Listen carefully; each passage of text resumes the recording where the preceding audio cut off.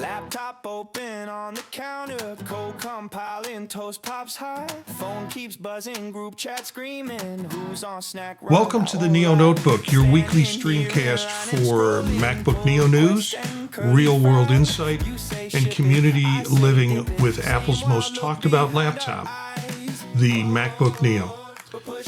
Lots of stories, many the same this week as we've seen in previous weeks. So all of the links will be in the show notes for folks, and because of that, you should be able to pick up stuff that we don't talk about or things that we just kind of zoom through in terms of information and stuff. We are going to talk about what would be the top 10 apps that we would load on our Neo notebook, on our MacBook Neo, if we were going to get a fresh one. What ones would definitely land on there first? And all of us have some choices that we'll share near the end of the show. So some very cool stuff. I've already seen what's on the list, and you'll get to find out about it near the end of the show. Let's find out who's with us tonight. First, David Ginsburg. Yes, I'm Dave Ginsburg. I am the host of the In Touch with iOS podcast, and I'm an IT professional. Eric? I'm Eric Bolden, an IT professional, photography enthusiast, and tea drinker. And I'm Brett Kennedy. I'm a 33-year Mac veteran with an interest in photos, videos, and traveling. Well, it's good to have you all here. This is the Sunday night on the 4th of July weekend, and I spent most of the weekend just tinkering with things, primarily with my Plex server. I finally figured out how to get a Plex server running, and then started loading illegal copies of copyright violated copies of movies and shows and things like that. So why are you shaking your head, Eric? Like, because you're publicly admitting it. What are they going to do? Yeah, well, they're going to do a lot if they find out, but okay. Anyway, yeah. What, Eric? I spent the weekend putting all 150 episodes of Bluey on my Plex server, so my nieces are going to have plenty to watch when they come over. Awesome. Yes. Why don't you just drug them? Isn't Bluey the equivalent? Yeah, that's what I mean. What do you think I'm doing here? Well, it was a wonderful 4th of July weekend because obviously Brett was busy ripping Bluey, and I was busy putting in old episodes of Columbo and Pierrot on my server to be able to watch that whenever What about I Macmillan want. and Wife? No, I don't do I'm not much. I did do a show by HBO called Dream On. Do you guys remember I love that Dream? show. Yeah, I loved it that was a great too. So, Marty, I have the entire series of Get Smart on my Plex server if you want it.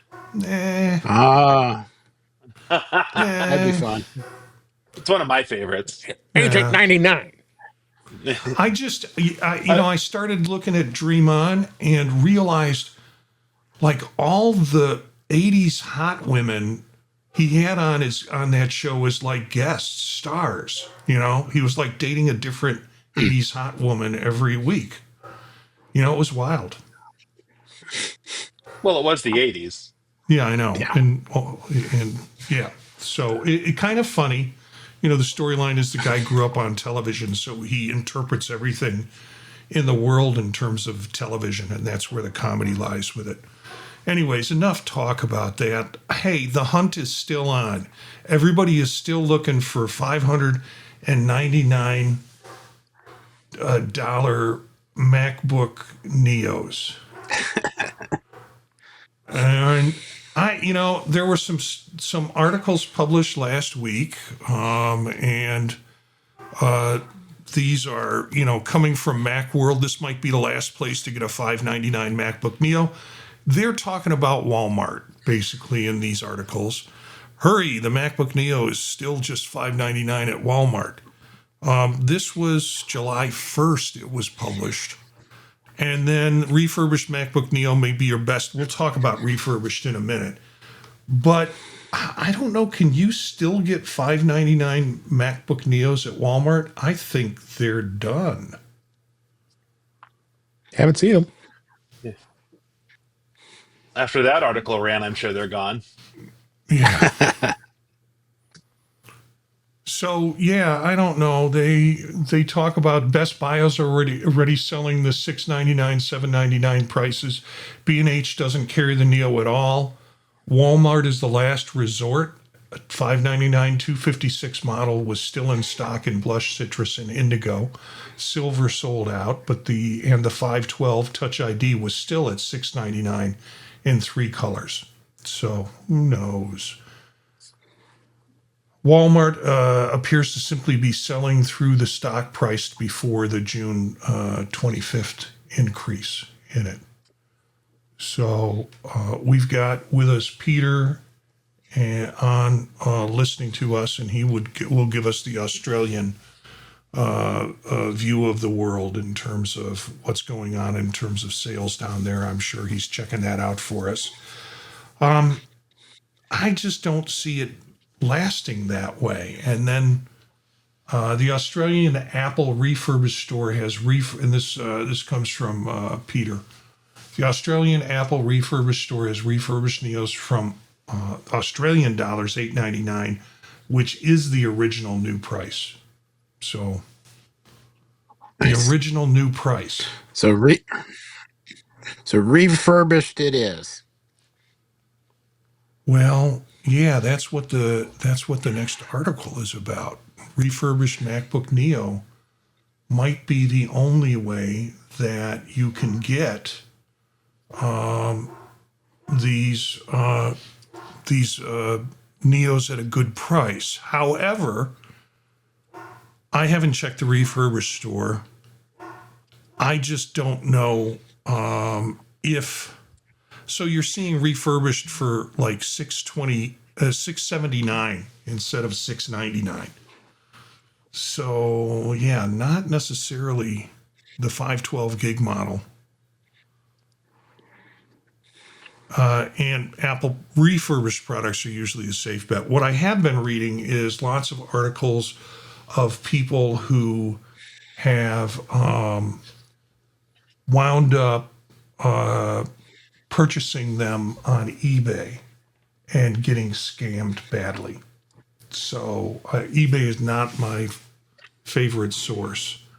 And a lot of folks purchasing in the rush to get Macs at lower prices, also purchasing M1s and M2s and finding that they are enterprise locked and there's nothing they can do about it. Jeez.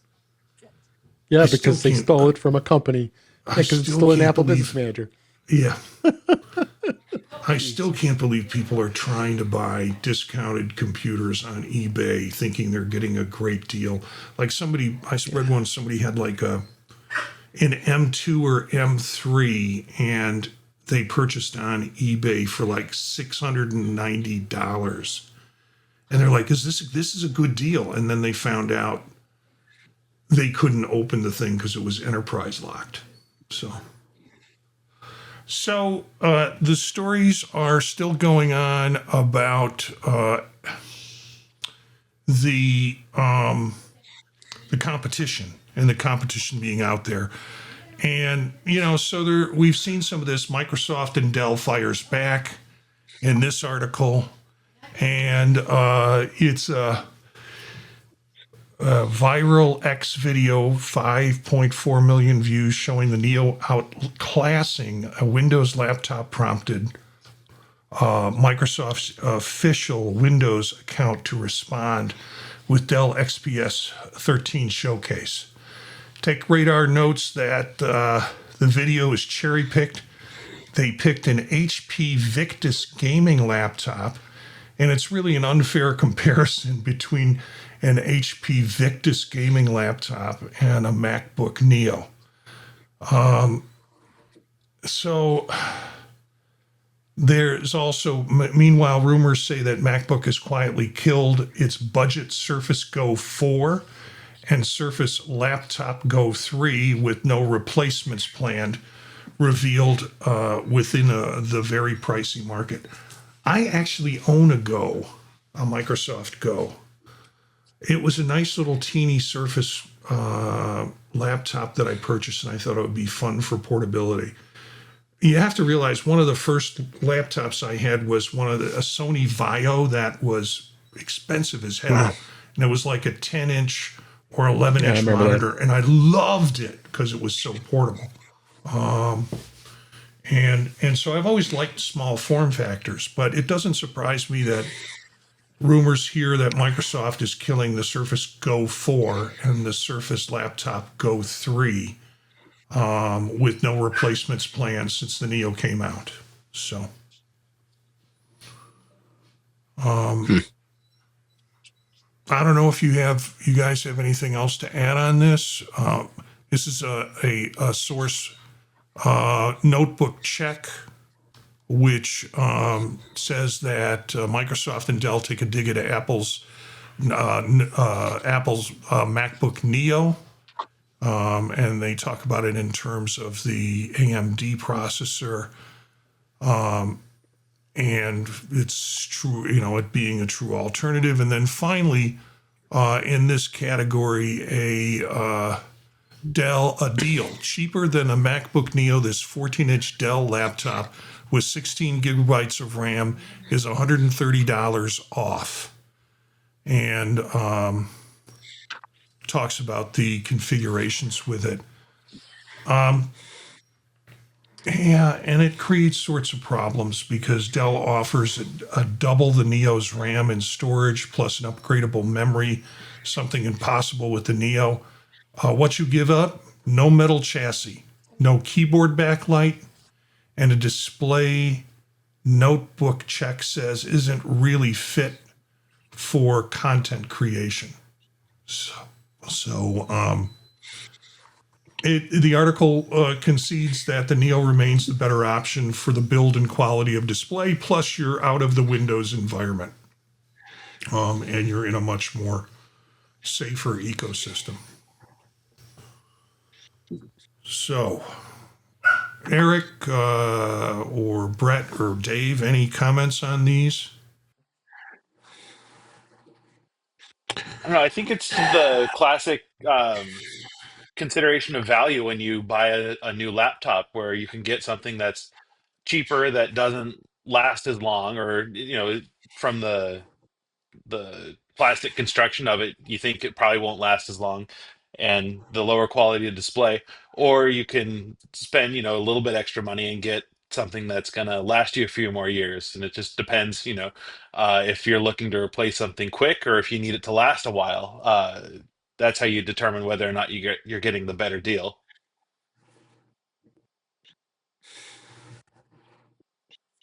Yeah, I mean, the Windows overhead is significant.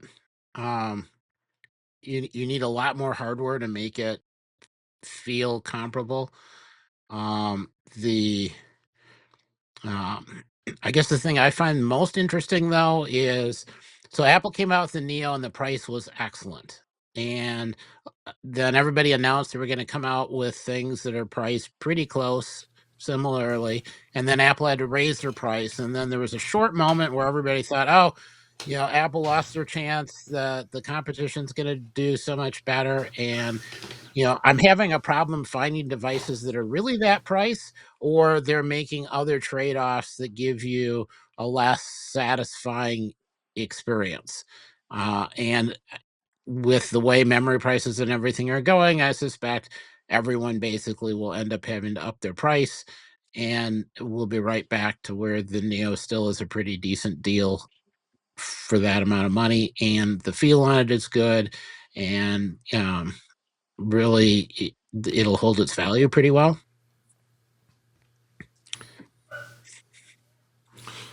Yeah, and then there's a second slew of articles that came out, a couple of them that talk about comparisons that everyone seems to be making. In particular, an article that came out about MacBook Neo versus Chromebook Plus. And this is coming from PC Magazine. And guess what? According to them, Apple's price hikes just made this a tighter race. Have these guys actually used a Chromebook? Oh, please. Gosh. For the longest time, I would just point friends, family, and readers to a Chromebook if they had just $500. Ideally, a Chromebook Plus model, which I'll get to. I would then point anyone else with at least $1,000 to a MacBook Air, and then the Neo crushed the scene. So he squares off on that. Performance of Apple's bin chip is a savvy move. I don't know how he got to the Plus version of it, because I'm trying to figure out why he thought the Plus version was a better option in this, or why he pointed people to the Plus version of it. Well, because the Plus versions are listed as the best Chromebooks. So if you're looking at, something that is a slightly better experience, you go with their two top models, the Asus Chromebook Plus or the Acer Chromebook Plus Spin, but then you're heading closer to the $700 range. Yeah. Yeah, I tried to find a better Chromebook, but it's still running Chrome. So how can it get any better? Better display. Yeah, better display never mind. But for operating systems, we've heard Google's working on that new alternative that's going to incorporate more of Android into it. I think they call it Aluminum OS. Is Yeah. that running on these yet, or is that still something planned in the future? I have no idea. I assumed it's not running yet. Otherwise, we would hear more about it. So I think it's still planned in the future. And, there's nothing preventing Google from rethinking this whole process, that aluminum is not going to save them in terms of aluminium, I think it is. Somebody corrected me on this show when we talked about it. So aluminium OS is what it is. And so, they could very well drop it like they do with half the stuff that they put out that they're going to have happen. And then 2 years into it, they drop it anyways. So, yeah, but I think this might be worth revisiting once the once it comes Aluminium out. OS does ship. Yeah. Yeah.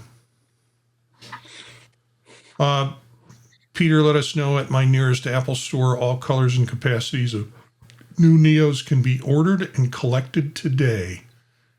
So if you're anywhere near Australia and you want to swing by an Apple store, you can get them today.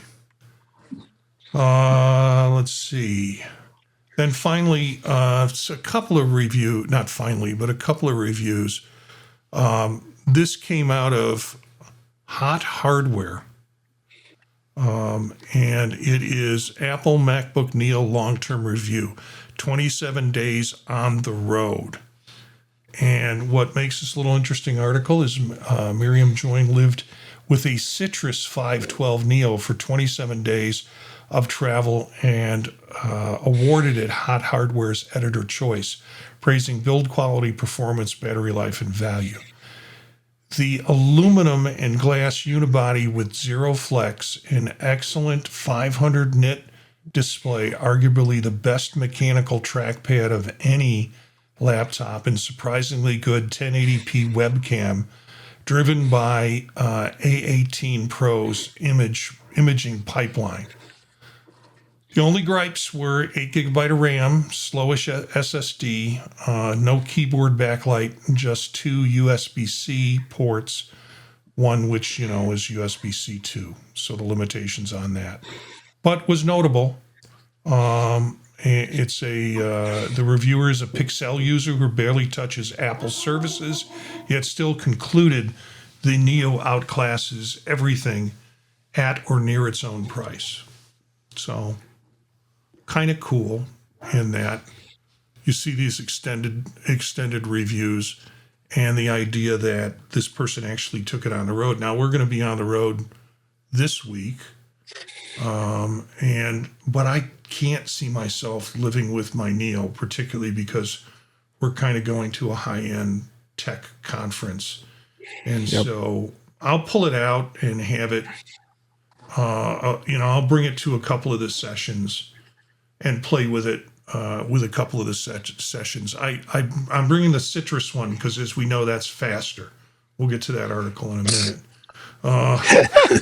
Yeah, well, I was going to say that author specifically called out 27 days on the road with the Citrus. Now, I'm wondering if anyone has, making sure that everything is all fair and square here, that they tested 27 days with the other three colors as well. Yeah, I can only hope that somebody has made those decisions. It's not going to be me. First of all, to be on the road for 27 days, although I think I would enjoy that, I'm not sure I'm going to do it with my Indigo one. And then I'll stick with my silver. You'll stick with your silver. No matter how slow it is, Dave's going to stick with his silver. Yeah, I'll bring my Indigo to Macstock, but yeah, I'll be bringing my Indigo too. So, well, no, I'm bringing my Citrus. So we'll have all colors represented except pink or blush, I guess is what they call it. And I'm going to have to go find a blush. And I will have color-specific stickers for each of you for your various MacBook Neos. With the Neo Notebook logo, right? Yeah.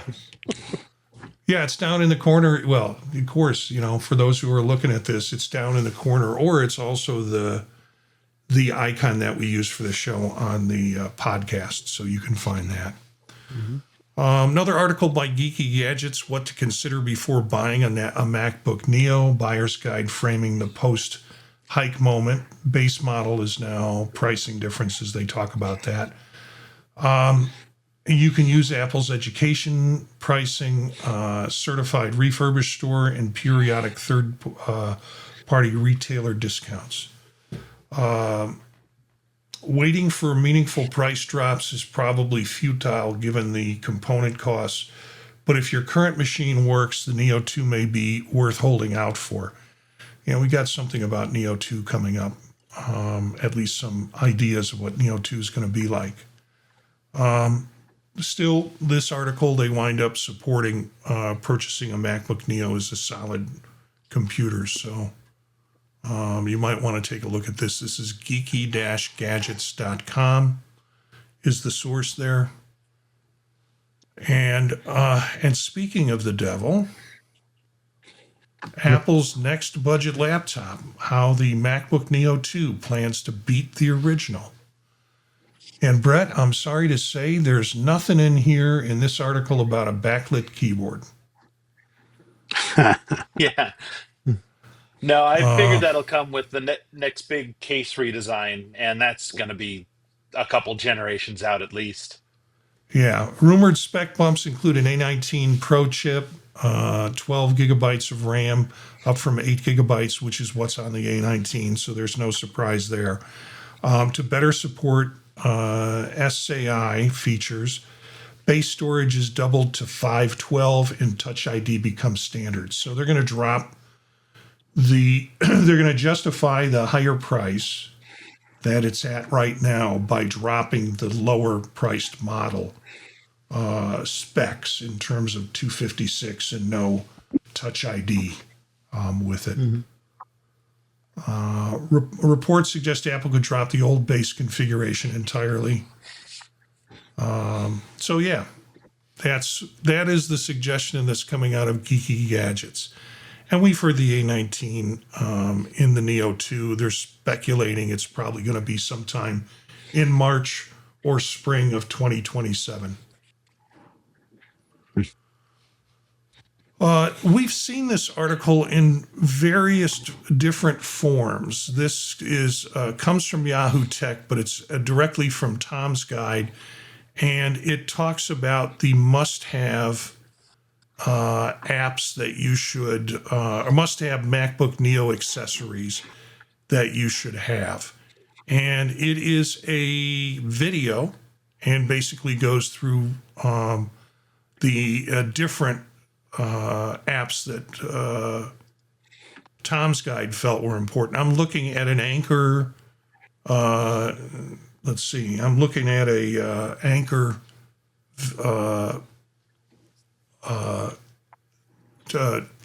plug-in system that they're showing, and then they're suggesting other ones in it. I'm just kind of zooming through the video. Talking about skins, D-brand being what they're saying is the best skin. And then charger. I've got one of these, actually. I think, Dave, you suggested that. Yeah, and I have yeah, it is, I forget what brand it is. It's Anchor, I think. No, it's Anchor. It is Anchor. Yeah, it's Anchor. And then talk about crucial RAM and putting an external crucial SSD on the system. And this is the Logitech Pebble Mouse. Logitech Pebble Mouse. I have one of those, and I like it. I'll probably carry it with me. I do like the larger Logitech MX Master 4 for the Mac. But for travel purposes, I like to use a mouse, so you'll probably see me with one of these smaller Pebble mouses. That just came out, right? Yeah. Yeah, it wasn't available right away. I guess they have it now. Yeah. I will have to check on that. Oh, wait, there was another one. No, this is the one that's $29 you're talking about? The Pebble mouse? Yeah. Okay. This is there was another one I was 4. thinking about. Pebble Mouse 4, I guess, is what it is. And then they talk about stands. So this is an interesting video. Take a look at it if you want to hear the guy talk about, the shortcuts sticker, the idea of macro shortcuts. I am not sticking anything on my devices. I'm sorry. Right. Even D-brand, which people, and yeah, that's cool. And I've got to think of it. Well, it's a $599 device. It's not like I'm putting it on my MacBook Pro. Maybe I can afford to put some stickers on it directly, but I keep thinking of passing it down or selling it in and keeping the condition without any sticker shadows on it. So yeah, I put a case on it. I think, Dave, Eric, you don't though, right? Not yet, because it's easier to wipe the cheese off if you don't have a case. There you go. Yeah. Cool. All the stickers are on there already. I need to get yours. Oh, yeah, that looks good. And Brett, do you use a case? I can't remember. Or a cover. I got the bottom one too. I don't have a case directly on the shell of the computer, but I do have a sleeve that I carry it in. So when it's in my backpack, it is protected. Oh yeah. Yeah. Yeah, I do too. Yeah. I vary between TomTalk and also I like the Native Union sleeves. And so if I'm carrying it around at the conference, I'll probably use a Native Union sleeve if I don't need a lot of other stuff with it. Because frankly, my battery life is good enough. It's not going to die sitting at that table working for a couple hours. It's going to be fine. So, Peter made a good point on. Yeah. Oh, you're. I'll pop it up there. Thanks for that, Eric, and thanks for that, Peter. The Anchor Hub won't work with my Neo because of the unequal USB ports on the Neo. So if that thing kind of plugs into both ports at the same time. and extends it. And Peter's making the point that because you've got one that's USB 2 and the other one that's USB 3, the hub itself is confused. I think I've got that assumption right. So, yeah, I have an external. I'm bringing the Moken with me to use for the recording. I've got a couple of Mokens, so I'll bring those. Not for I use them for my MacBook Neo, but I'll bring them for when we record Dave's show on Wednesday night. So. Yep. Some questions here regarding and a series of questions that come up. I went through what was in Reddit last week and pulled some of these up. As an engineering student, can AutoCAD encoding run smoothly on a MacBook Neo, or should I buy another brand? You're probably going to be better with a higher end Mac, like a MacBook Air, 16 gigabytes RAM minimum, in order to get this thing to run, because CAD can be rather labor intensive, or I should memory intensive, and coding also is issue. We've published articles about people who do coding on it successfully, but I think what's interesting about this article in particular, this guy just wants to argue. He's like, but I've only got $500 or $600. And people are saying, well, it'll probably work. Are you sure it's going to work? It just seems like kind of trolling in a way in the article. So you might, if you like that kind of entertainment, you might want to look at that. I had to publish this because I got so many people that said, well, you had a Citrus, why did you get an Indigo one? And I said, well, the Citrus runs faster. And I was saying that deadpan, and sure enough, people were like, really? And then this came up where in Reddit, has anyone else noticed performance differences between MacBook Neo colors? I recently replaced my damaged Silver Neo with a new Citrus model, and despite them having identical specs and both running macOS 27, the Citrus version feels noticeably faster. Is there any technical reason for this? Wait, he's running macOS 27. That's the beta that's out. That's not even the current release. Yeah, well, Oh. doesn't everyone?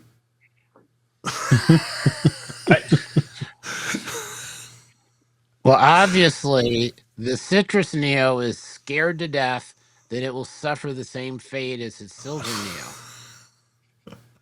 I like the first comment in here. Meds, now.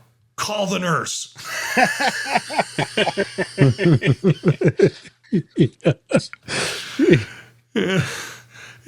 Yeah. Lab studies have shown that the green really synergizes well with the 3 nanometer Apple silicon. It's called the green apple phenomena.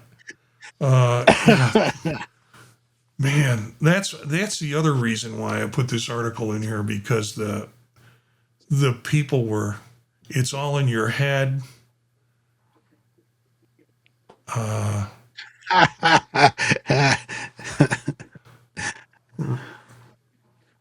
Yeah, it's funny, some of the comments in here, but... Did you see Oliver's comment? Oh, let's put Oliver's in there. It's true. Lemon lime color has electrolytes, just like Gatorade makes it have more energy. Is that a reference to Idiocracy, Oliver? I think it might be, because that's what plants crave, right? That's what computers crave. Is Gatorade. So yeah.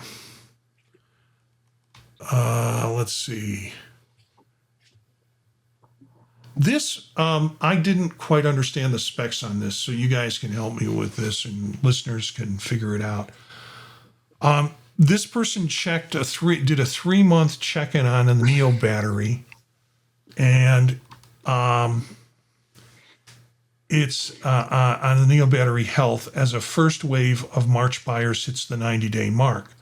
Useful real-world data point out for our audience how the 36.5 watt battery and fanless design are holding up under daily use. Ties to the long-term ownership story. Day one reviews are one thing, but 3-month reports are where the truth lies. I know he or she spoke about how they were only playing one game and, maybe an hour or two a day in here. And there's just some really good comment in this article. I don't know if you guys have anything to add on this. No.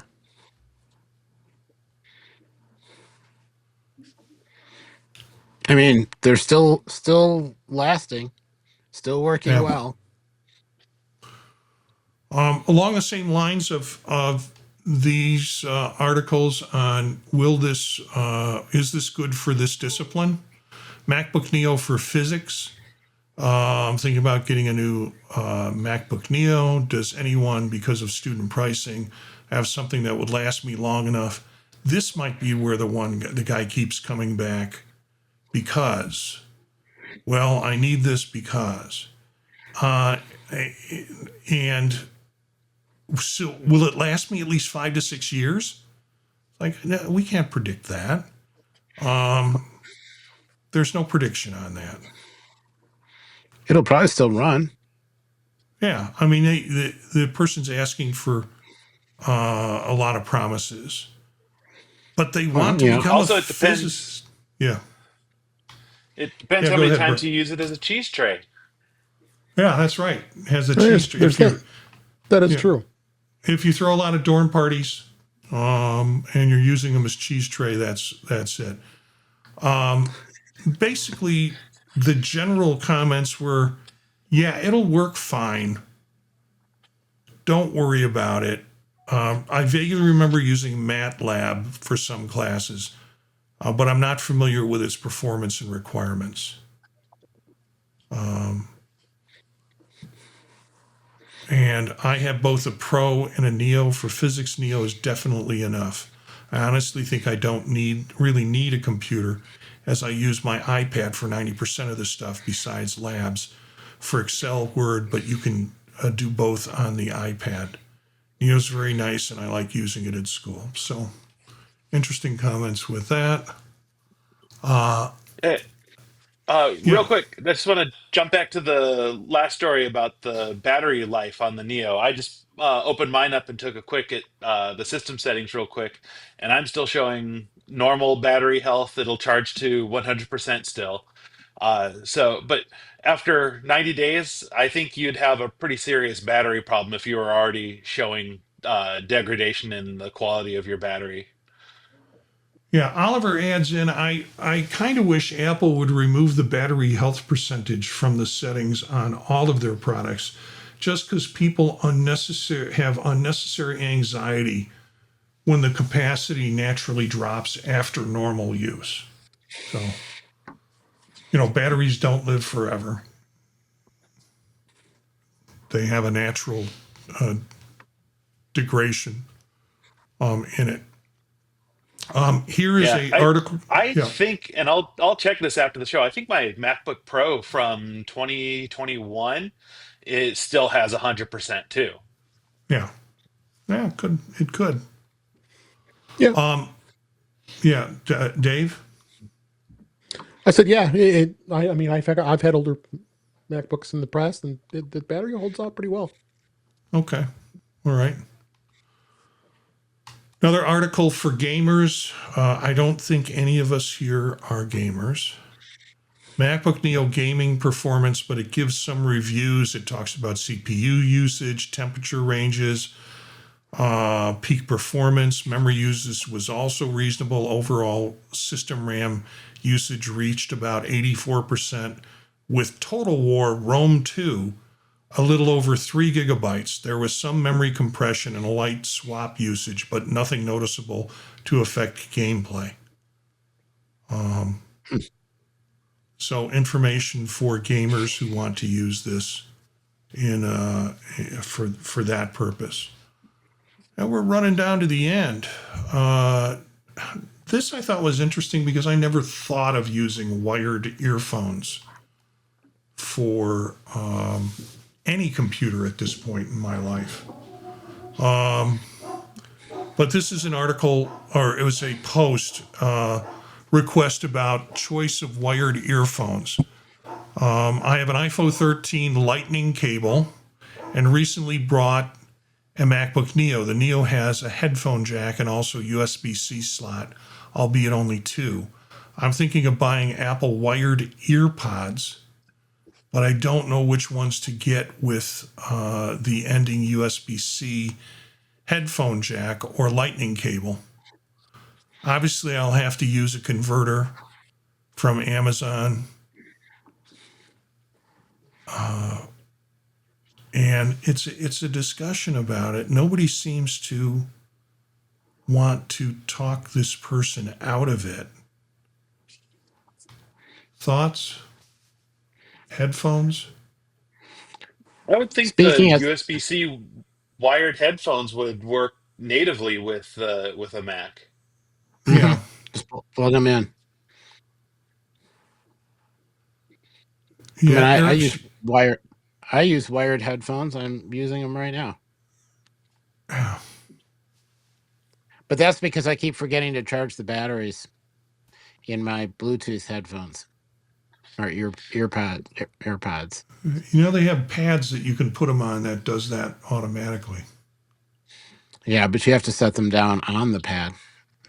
And I have a Okay. cat. What? I, Does the cat require charging? No, the cat swats anything on the pad off and then plays with it. Okay. I'm guessing because it's slightly warmer. I don't know. Reason 102 on why Marty does not have a cat.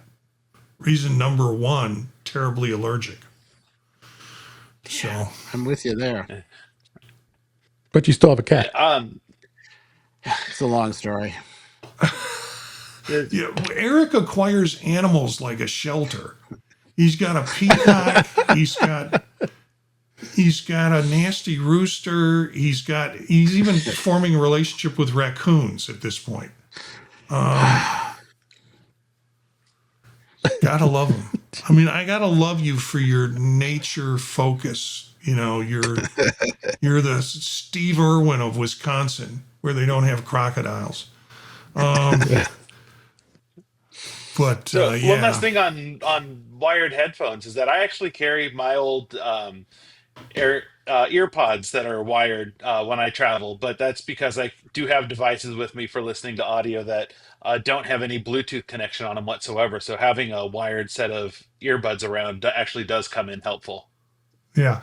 And Oliver says, considering there are only 2 USB ports, would probably be good to get headphones with the 3.5 millimeter jack so you're not taking up one of the 2 ports for headphones, or get a nice little hub that you can plug in and then have more ports for whatever you need. So Like the one we've recommended here, right? yeah, the Yeah. Moiken. Moiken. Yeah. Moken. Moken. I've got 2 of those for each of the Me too. bags that I have my Neos in, and so I'm bringing both of them to Max. I got 2. because we equipment up pretty heavy when we go there to do shows. And finally, Peter Emery says Eric Bolden and the Animals.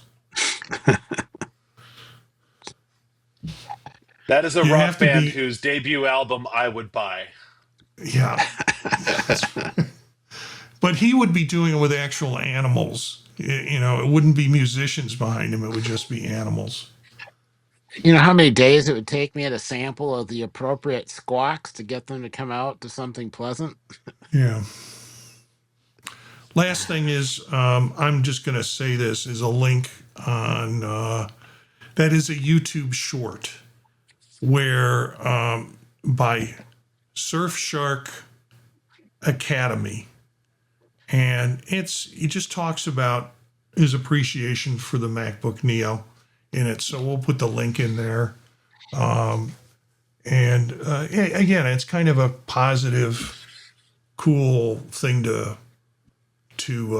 share with listeners. So let's close out by talking about the topic.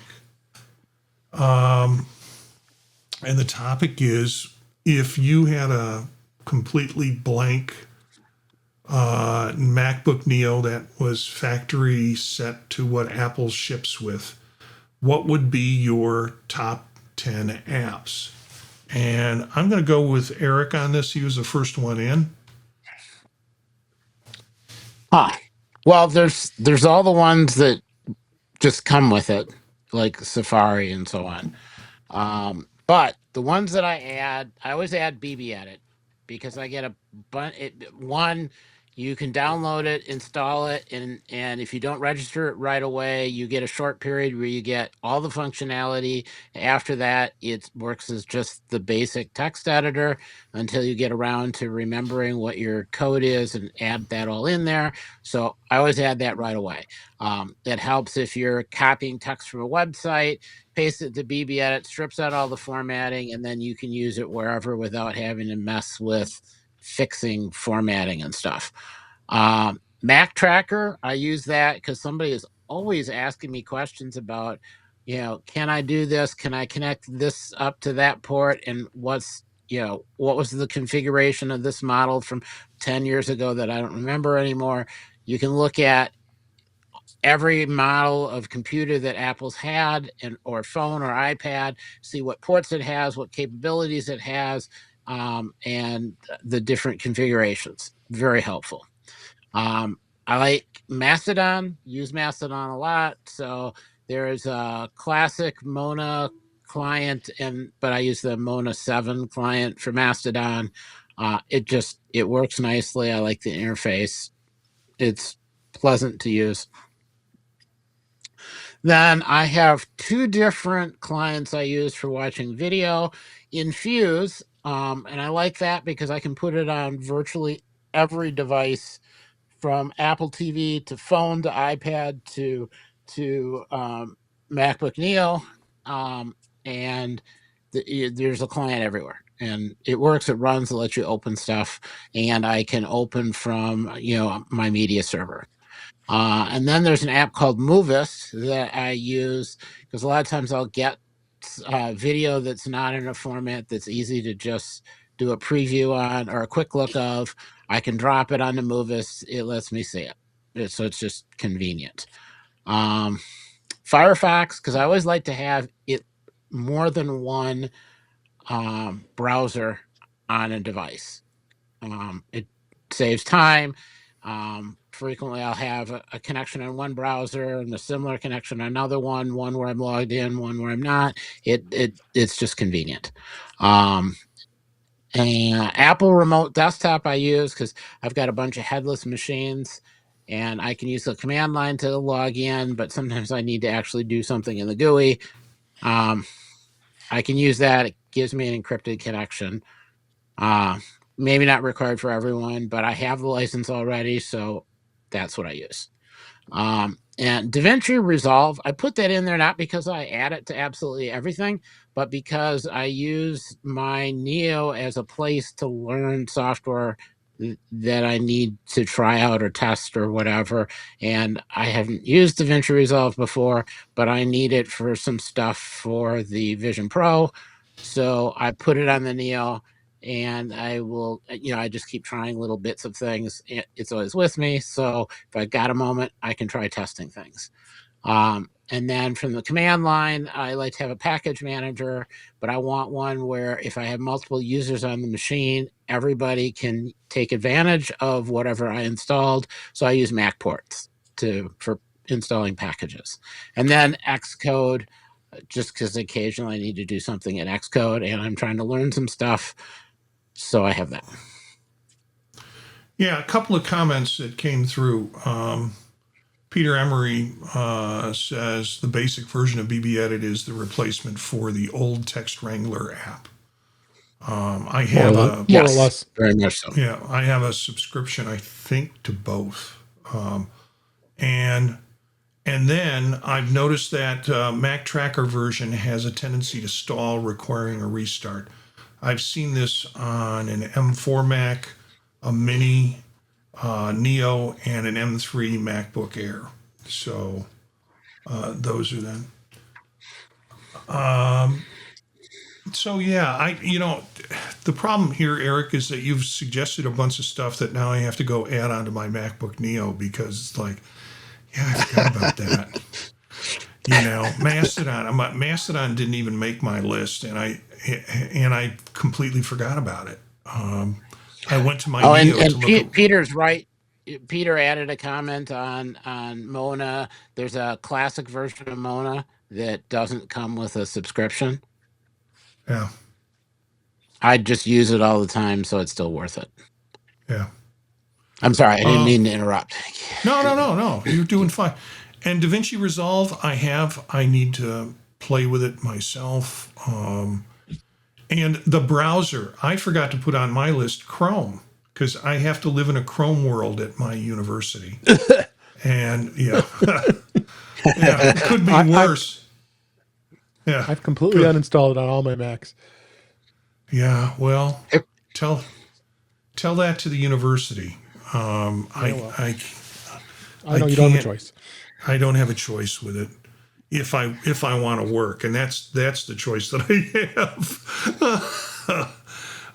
But we'll see. I got to get Chrome on there. I've got to get some Mastodon client.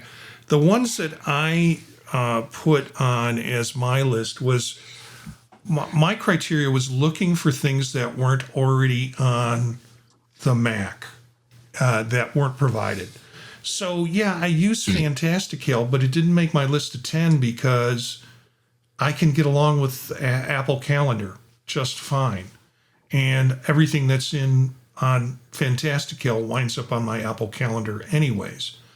It is funky with Outlook, and because of that, they don't play well together. So that's why I rely on Fantastical.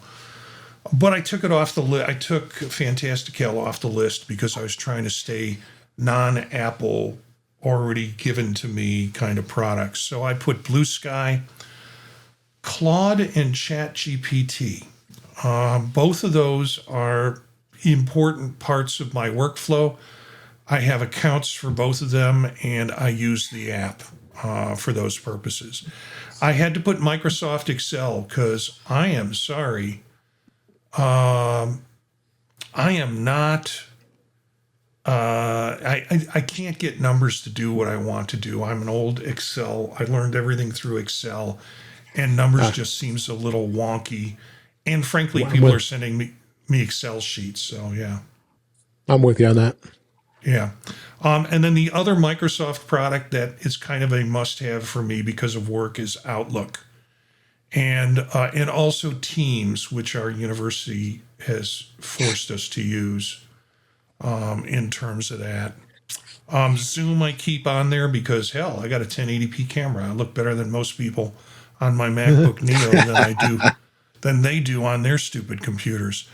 Slack, which is just a communication method for a lot of the groups that I'm in. I put Clean My Mac on there. I should have also included Malware Bytes because I think those are two essential. If you're so worried about space and stuff, Clean My Mac does a pretty good job of automating that process and clearing up space and garbage that's on the computer. So it's worth putting it on there for that purpose. And then Malware Bytes, just in terms of protection that you might have. OmniFocus is what I'm using for my planning in terms of project planning. I also have OmniPlan, but I don't generally, my projects are more to-do lists than they are full-fledged projects. So OmniFocus made that list, and Text Expander was the other thing that made that list. So I know I've gone over 10, but those are ones that kind of essential for my workflow and work fine on it. I didn't put on Premiere. I did not put on Audition, although I do have that on machines and they do run fine.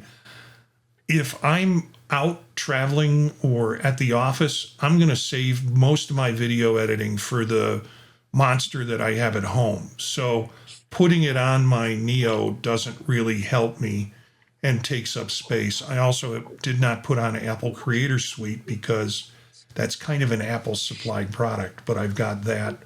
If I do, I'm in a stitch and I do need some video or image editing that I need to do, I can do it on the Neo with the Creator Suite. All right, Brett. Let's go to Brett. Unless I there's had mine too. comments. All right. Yeah, I know. I've got yours, Dave. Yeah. Okay, good. Go ahead. Okay. So for me, top one for me is Carrot Weather. This one is kind of the twofer. So there's the benefits of having it on the Mac and on your phone. On the Mac, since I'm a subscriber, I get access to these future forecasts. So you can look several months into the future for what the weather is expected to be, and that's great for deciding if you want to travel to a particular city. You can look up, okay, is it nice to visit there this time of year, and you get a good hint of, oh yeah, the weather will probably be fine, or yeah, maybe it's going to be a little hot, or maybe it's going to be very rainy, and you want to reschedule. Also in the travel vein, TripIt. That is really, really helpful in keeping all of your reservations organized and gives you a nice timeline showing you all of your traveling and where you got to be next. And there's some pro features that deal with airports and giving you a heads up notice if, say, the gate changes for your flight.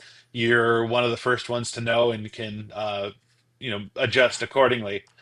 My big project planner is Simple Mind Pro. That's a mind mapping app, and that's what I use for basically my packing list when I go traveling. The way it works, with a mind mapping app, you have the central idea in the middle, which is the trip, and on the left side is all the planning. The right hand side of it is all of the bags that I take.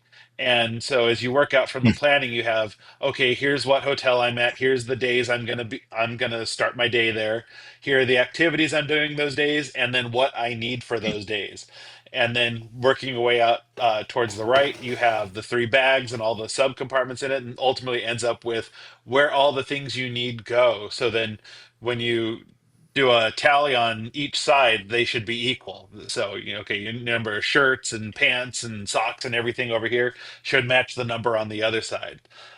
So that's what makes Simple Mind very valuable to me. Also, it's got a nice feature where you can do a checkbox as you put things in your bag, and it'll give you a roll-up counter showing if you're done packing that bag or not. It's super, super helpful.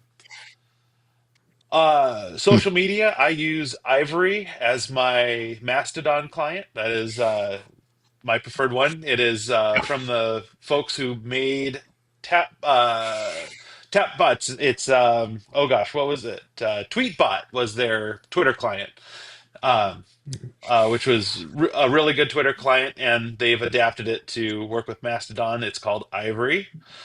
Uh, Final Cut Pro I put on my Neo. Not that I do heavy duty video editing on it, but I do carry my handy 4 terabyte SSD to put all the video on. So as long as I can ingest the video and have it ready so that I just plug this bad boy into my Mac Studio when I get home, I can do my editing there. So Final Cut Pro is helpful. Uh, ItzyCal is a great one to have. This one came from Mike Potter's podcast. That's where I heard about it on for Mac Eyes Only, and it's a little menu bar icon that you can configure, and it will show the next X amount of days on your calendar and all of the events you have planned. So if you need to take a quick peek at your calendar without going full screen or bringing up the full calendar window, it's a real useful utility for that. Next up is Overcast. That's my podcast client of choice. The iPad version of it has been adapted to run very well on the Mac. And so while I'm traveling, if I have my Neo out working on it, I can pop my AirPods in and listen to a podcast while I'm working on that. Finally, my last one is Tot, which is a little like a notes app that came from Icon Factory.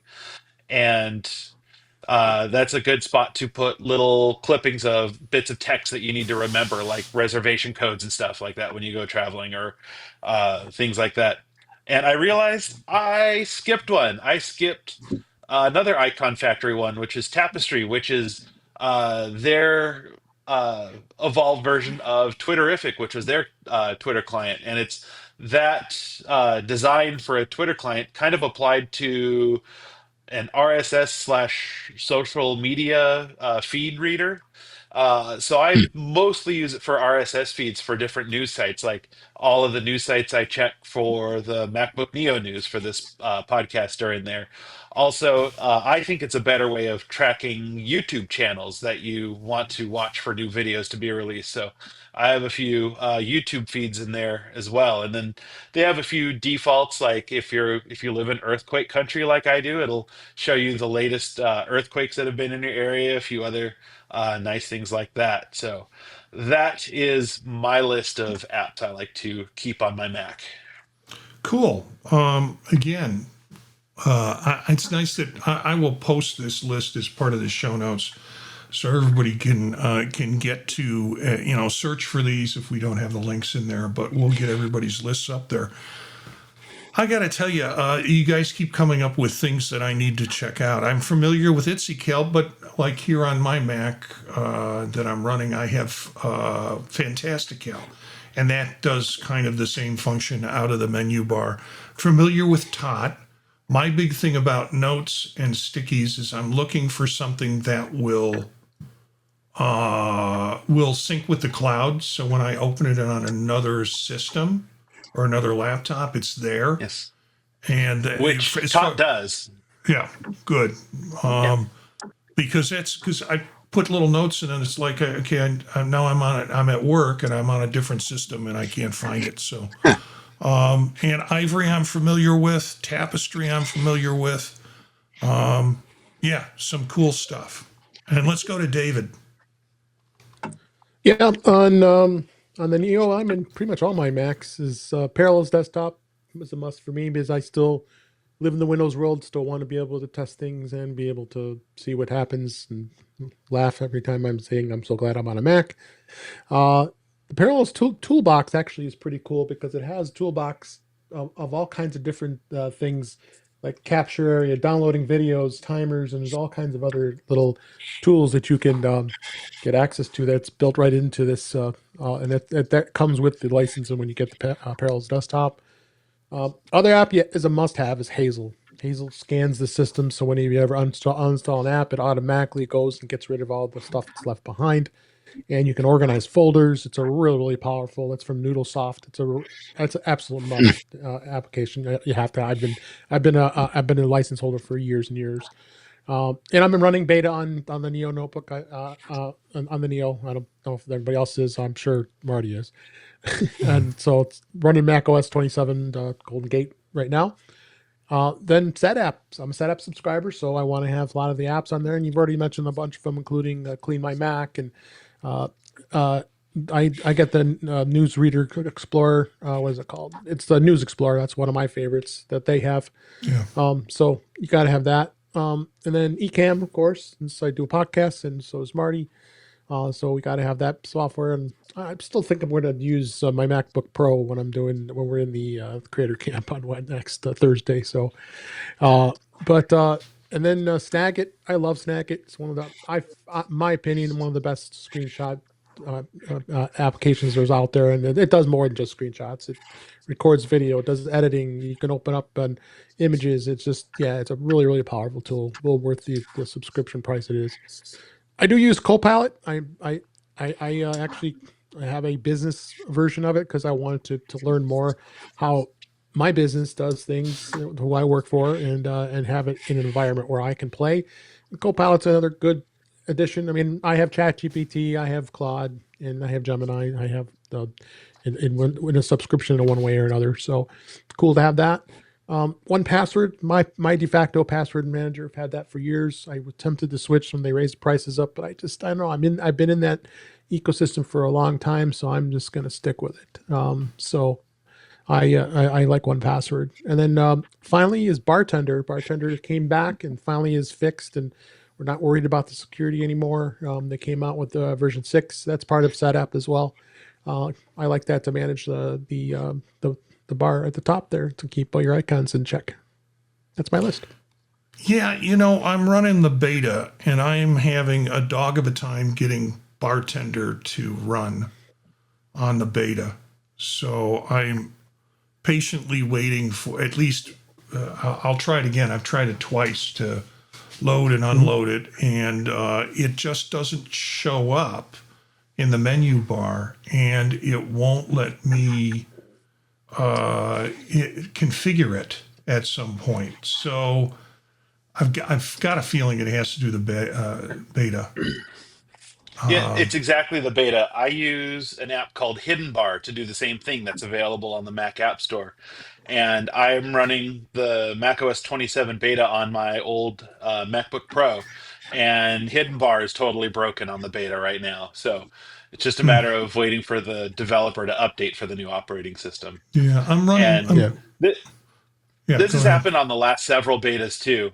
When I was, because I used to run Bartender before the big security concern, and it seemed like every year I put the beta on there, Bartender was guaranteed to be one of the things that would break in the beta. Yeah. Peter Emery says Gary Rosenweg has produced a free clipboard manager called Clip Tools, which is great in terms of something that they would put on their machine. And then iBar is another option. Also Barbie, but I haven't, again, since I tried to mess with it with Bartender and had trouble. I haven't. I know of Barbie, and I haven't tried to set it up yet to see if it gets past the beta issues that we have. Lots of apps, All right. lots of things to look at. Yeah, go ahead, Brent. Hey, I actually have one bonus app that's it's a little bit off the beaten path though, because it's not something you put directly on your Mac. But uh, I don't know if you remember on your Gear Up and Go show, I wrote in and recommended the Transit app for people who Yeah, ride public transit frequently. And Transit offers live activities while you're riding, so it gives you a countdown of how many stops until you're supposed to get off. And what's really cool with the MacBook Neo, if you're running Tahoe or later, which it shipped with Tahoe, so you're going to be running Tahoe at least on it, is the live activity will work in your menu bar of your Mac, so it will still give you that countdown. So Transit works really well, even though it's just a live activity that's coming over through. I think it's the that continuity feature that Apple has to give you the live activity.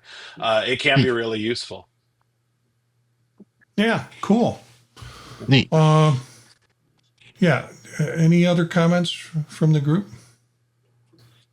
Before we end the show, hey, let's find out where we can find people. Eric? I can be found on Mastodon at EA Bolden at mas.to. Of course, Sunday nights here on the Neo Notebook, Mondays on Vision Profiles, Tuesdays on Mac Voices Live, and finishing out the week with In Touch with iOS on Thursday. David? You can find me at In Touch with iOS, intouchwithios.com, YouTube channel, youtube.com/intouchwithios. I'm here on Sunday nights on the Neo Notebook, except for next Sunday. And Monday nights at Vision Profiles. Tuesday nights, Mac Voices Live. May be dark this week. Thursdays, we record In Touch with iOS. And Fridays on the Tech Hangouts. But we are going to miss that this week. And I can't wait to see everybody at MacStock. I hope everybody's listening is going to be there. I know not everybody, but we want to see you, and we're going to have a blast this coming week. And we're celebrating 10 years of In Touch with iOS. We're having a great event happening at MacStock on Wednesday night. I can't wait. But on social media, you can find me on Blue Sky, Mastodon's at DaveG65. Brett? And I remain exclusive to the Neo Notebook podcast here on Sunday nights. My my social media of choice these days is, of course, Mastodon, which I access through Ivory, which we talked about earlier. bkennedy at twit.social is my handle, and I look forward to speaking to anyone on there who chooses to contact me. Otherwise, I will see everyone in just a few days at MacStock. Hey, so how many years is your indentured servant contract with the Neo Notebook, Brett? How many more years before we can release you and you can go on other podcasts? Uh, I don't know. I'm waiting for those terms to be told to me. Well, look, Andrew, You wield a lot of power here, this, Marty. this is what happens when you threaten me with creating another podcast. You get invited on it, and we're glad to have you here as part of it. It's been super fun, you guys. It really Yeah, has been.